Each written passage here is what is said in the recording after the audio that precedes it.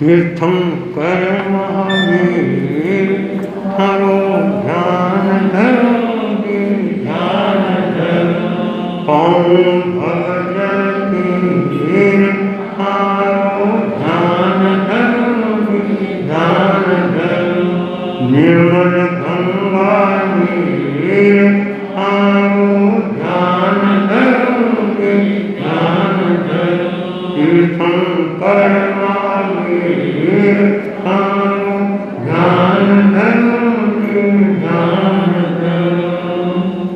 परमाराध्य पूज्य गुरुदेव आचार्य श्री महाशय जी के वंदन। आदरणीय मुनि श्री पारस कुमार जी, आदरणीय मुनि श्री यशवंत कुमार जी, श्रद्धालु भाइयों और बहनों, रामचरित्र का वर्णन चल रहा है। 23वें अध्याय के अंदर राम ने वनवास स्वीकार किया है और वनवास में वे निकल भी गए। एक बड़ी अटवी भी आई और उस अटवी को पार कर रहे हैं। उधर के अंदर भरत ने राज स्वीकार नहीं किया तो उसने साफ मना कर दिया कि मैं तो राज्य नहीं करूँगा। तब दशरथ जी ने राम को वापस बुलाने के लिए मंत्रियों को भेजा। वे मंत्री लोग आकर के प्रार्थना करने लगे, परंतु राम ने कह दिया कि हम तो वापस से नहीं आएंगे। उस अटवी के अंदर आगे राम चलते हैं और पीछे ये मंत्री लोग चलते हैं। देखें कि कैसे ही वापस बहुत जाए, वापस आ जाए। इस तरह से चलते चलते एक बड़ी नदी हुए आई और राम ने कह दिया कि हम तो आगे जा रहे हैं, आप हमारे साथ में नहीं आ सकोगे, नदी को पार नहीं कर सकोगे, क्योंकि आपके साथ में वाहन है, वो पुल तो है नहीं और पानी में नहीं चल सकते हैं। तो कांधे उगे होकर के एक तीर पर खड़े होकर के और राम ने उन मंत्रियों को कहना शुरू किया कि ये मेरी बात तुम सुन लो। वो भी कह रहे हैं कि हाँ आप हमको कुछ शिक्षा दो। तब राम ने कहा भाई भरत ने हम सभी को जान जो, तात सही को सही कर मान जो भाई भरत जी ने आंतरो कोई मत करो, माफ जाया सो सरिखा पास पतितो एक करो, पास पतितो एक करो। समंत मंत्री वहाँ रहेगा आंख आंसू राल में, सामंत मंत्री वहीं रहेगा आंख आंसू राल में। जिग जिग ये संसार सब पणे, राम भरत जी चाल गे, राम भरत जी चाल गे। भरत को मेरे श्री का ही मानना, क्योंकि पिता के पुत्र श्री के ही होते हैं। राम में और भरत में कोई फर्क है मत मानना। पाठ का प्रति वह है और जैसा उसका आदेश हो, निर्देश हो, जैसी व्यवस्था हो, उसके अनुसार से राज्य का काम है चलाना। मंत्रियों के ऊपर सारी जिम्मेदारी भी होती है और प्रजा की अच्छी तरह से सुरक्षा करना माता पिताओं को हमारा प्रणाम है कहना। ऐसे कह करके राम है उस नदी के अंदर है चल पड़ते हैं। उधर ये सामंत मंत्री जो उनको लेने के लिए आए थे, उन्होंने देखा कि देखो संसार की क्या माया है, संसार का क्या स्वरूप है। ये राम अयोध्या के स्वामी होने वाले थे, आज घर छोड़ करके जा रहे हैं। उनकी आंखों में भी टप टप टप टप आंसू पड़ रहे हैं, परंतु राम लक्ष्मण के तो बड़ा उल्लास है और वे उल्लास के साथ में ही आगे बढ़ रहे हैं। चिन मानस के तरंगिणी उतरिया अंडे थी घनी घनी नदी होती चली में पान हो गए समंत मंत्री दृष्टि मानी सांभा जोई रहे सांभा जोई रहे। राम भी आगे पधारा दृष्टि थी अलगा चढ़ा समंत मंत्री गए आगे राज दशरथ सुन मिला राज दशरथ सुन मिला।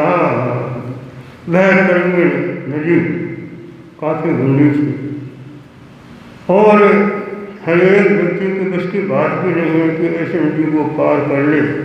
सीता तो औरत थी, उसको कौन सा तैरना आता था, परंतु दोनों भाइयों ने सहारा दिया और उस तरंगिणी को नदी को उन्होंने पार किया।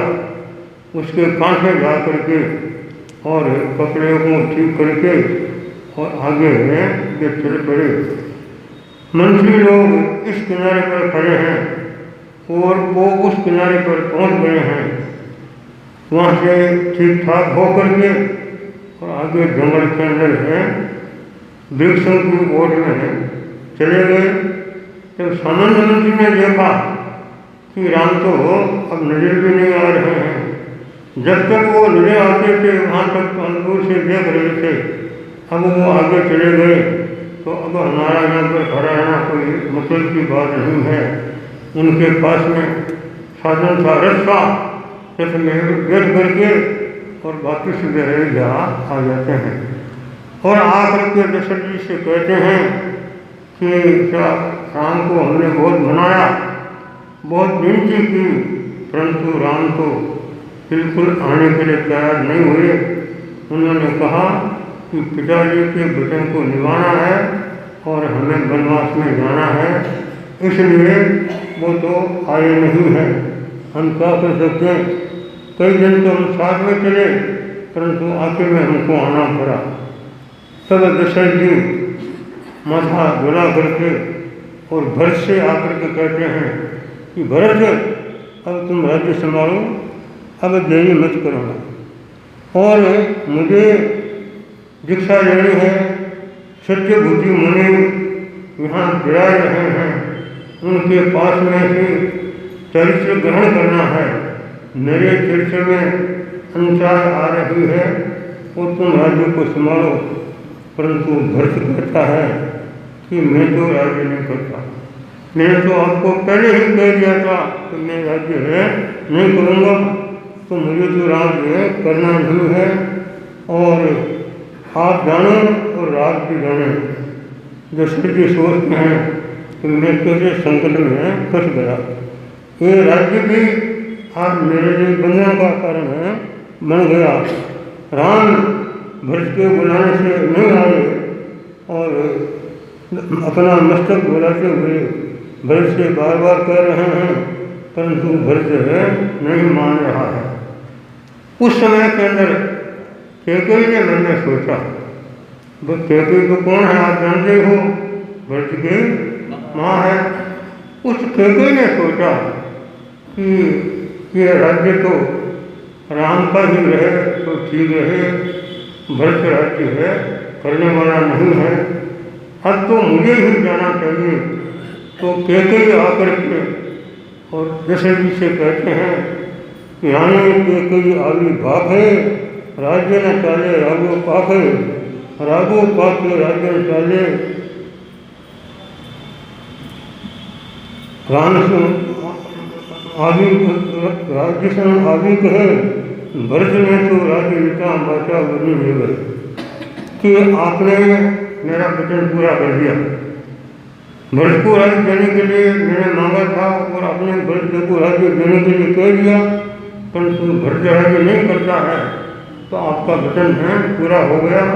अब आपके ऊपर कोई वचन बुलाओ तो राम को बुला करके वापस रहते हैं राम को ही दो। जैसे जी कहते हैं कि राम को बुलाने के लिए हमने काफ़ी प्रयास कर लिया परंतु राम तो नहीं आ रहा है।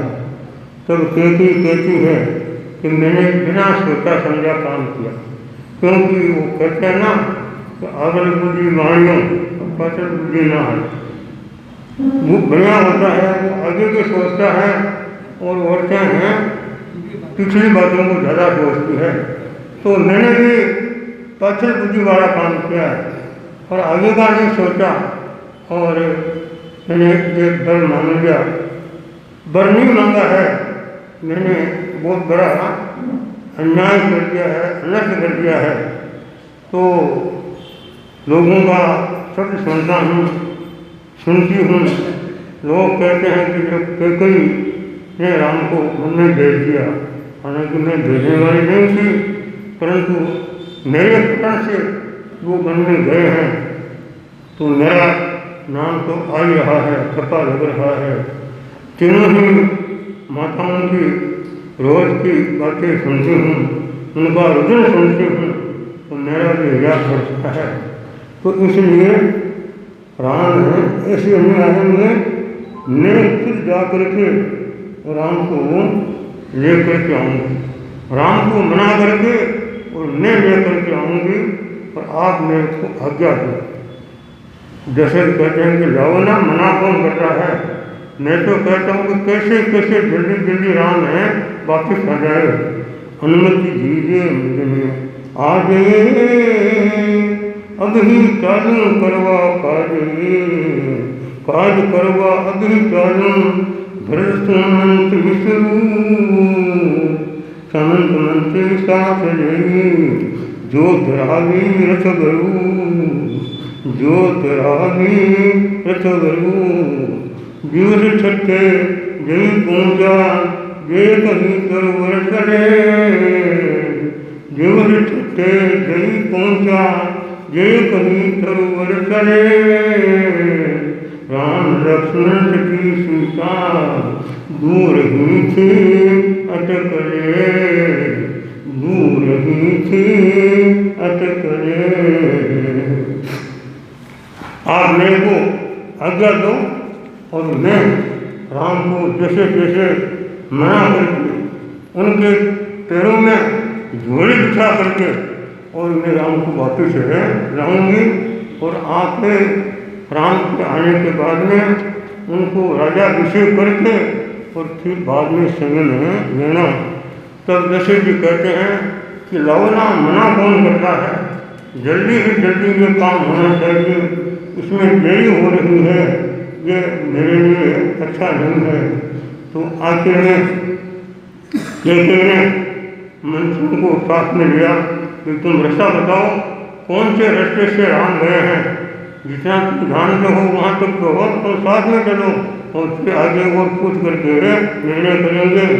रथ को दौड़ करके रथ में बैठ करके और कैकेयी भरत और मंत्री लोग वहाँ से चल पड़ते हैं और चलते चलते चलते रथ भी काफ़ी तेजी से चलता है, परंतु उनको जो गए कई दिन हो गए तो जल्दी से कहाँ मिले।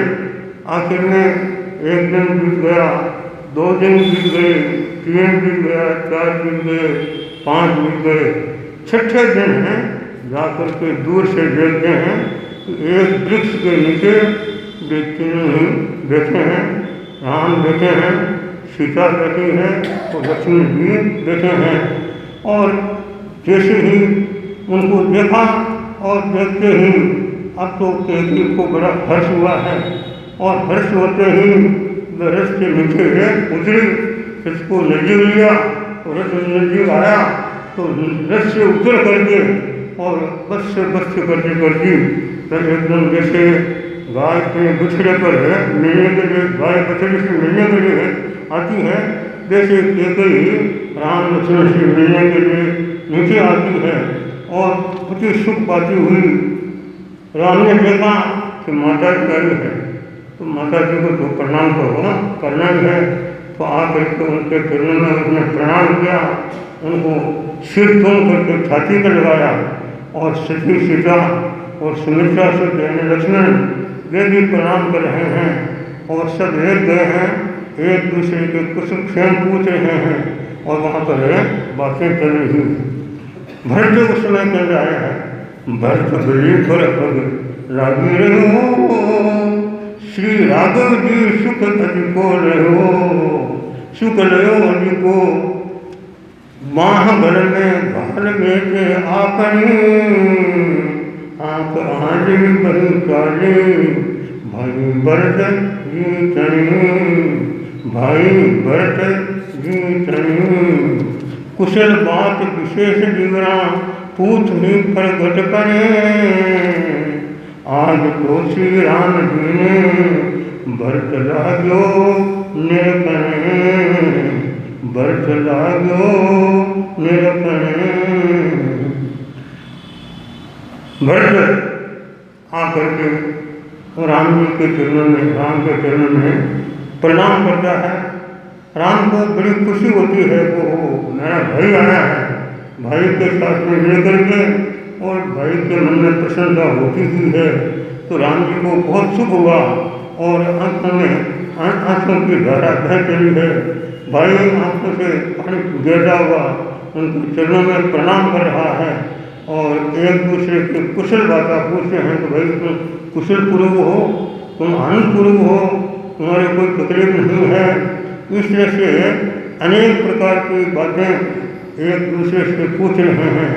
तब भरत ने राम से कहा कि आप क्या बात पूछ रहे हो मेरे को, मेरे कुशल क्षेम पूछ रहे हो, कुशल क्षेम का तो काम आपने किया ही नहीं, मेरे को तो छोड़ करके ऐसे तो आ गए और अब आप कहते हो कि तुम मतलब कुशल गुरु हो। जैसे कोई भी व्यक्ति कहीं भी जाता है और वहाँ के लोग, वहाँ के भक्त साधु संत होते समय साधु संत जाते हैं गांव के अंदर और लोग अगर भक्ति नहीं करते हैं तो वो लोग क्या साधु संत सोचते हैं चलो आप दूसरे गाँव चलो, तो उस गांव को छोड़ करके दूसरे गांव में चले जाते हैं।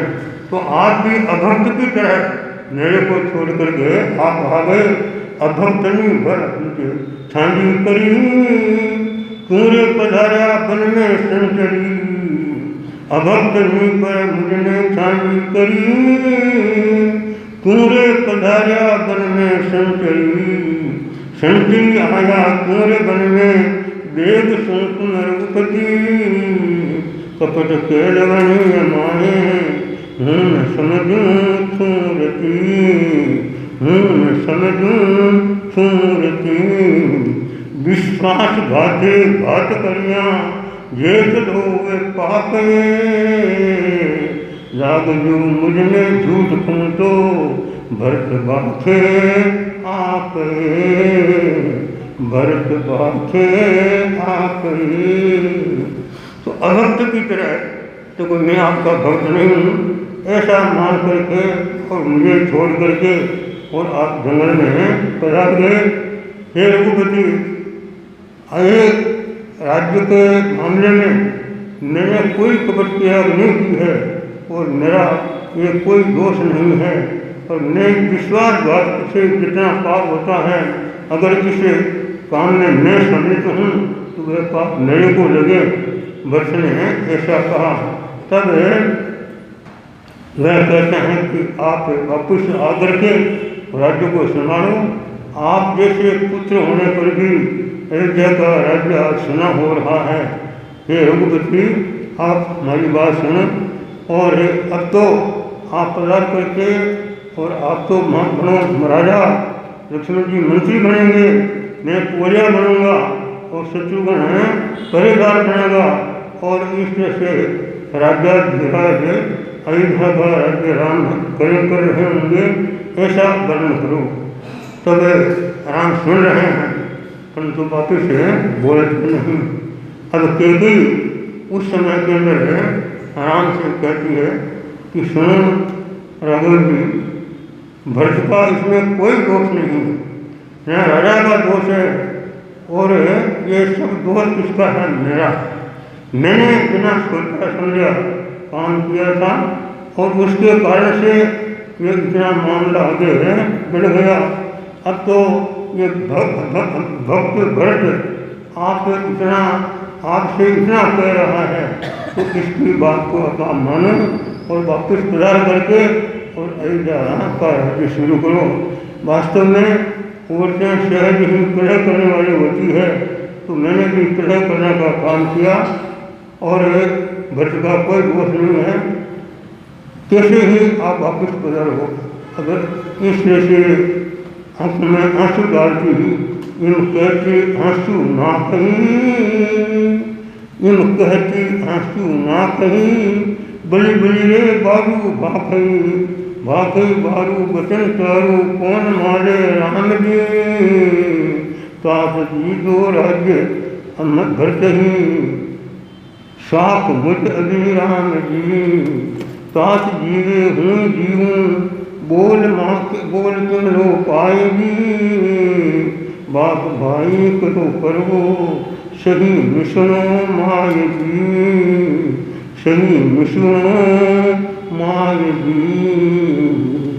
ऐसे राम को मनाती हुई कह गई, बार बार कहती है, परंतु राम नहीं मानते हैं। तब वह आंखों से आंसू भर जाती है और कहती है कि मेरा बहुत बड़ा अपराध हो गया, मेरी गलती हो गई और मैंने अयोध्या के अंदर एक नई चिंता पैदा खड़ी कर दी है, तो अब आप उस चिंता को मिटाओ और आपके हाथ की ही ये बात है, ऐसे कहते हैं। परंतु राम को मानने के लिए तैयार नहीं है। राम कहते हैं कि मातुश्री, अब जो कुछ हुआ सो हुआ, पिता ने राज्य भरत को दे दिया है तो राज्य भरत का ही है। जब तक पिताजी जीवित है, भरत जीवित है, मैं जीवित हूँ, तो वचन को कैसे रोक सकते हैं। और सुपुत्र का काम तो यही है कि बाप का कहना करना, भरत को पिताजी का कहना करना मानना चाहिए और इस मामले को आगे नहीं बढ़ाना चाहिए, राज्य स्वीकार करना चाहिए। इसलिए से राम कहते हैं, परंतु भरत तो स्वीकार नहीं कर रहा है। भरत कहता है कि नहीं भाई जी, आपको आना पड़ेगा, आपको आना पड़ेगा। उस समय के अंदर राम जी ने इशारा किया सीता जी को, तो सीता जी ने क्या किया कि दोना एक 5 पत्तों का दोना बना देना, दोने के अंदर पानी ले करके और वो आई और उस दोने को भरत के ऊपर छाट देते हैं। ये राज्य का अभिषेक भरत को करता हूँ, आज से अयोध्या का राज्य भरत के पास में है और अच्छी तरह से राज्य करो। और ऐसे कह करके राम तो माता जी को प्रणाम करके और आगे चल पड़ते हैं। तो भरत कहते हैं, भाई जी सुनो सुनो, ठीक ठीक मैं राज्य कर लूँगा, परंतु मेरी अंतिम बात सुनो। वह अंतिम बात भरत को राम को क्या कहते हैं और कहने के बाद में फिर राम कैसे आगे बढ़ते हैं और कहाँ कहाँ जाते हैं और कैसे कैसे दुखी जनों का उद्धार करते हैं।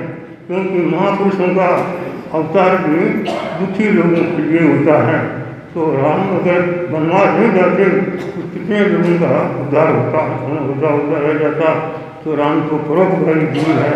तो अगर अभिषेक तो राम ने कर दिया है और भरत ने एक बार स्वीकार कर लिया है, अब अंतिम बात में भरत क्या कहता है राम सुन कर आगे बढ़ेंगे।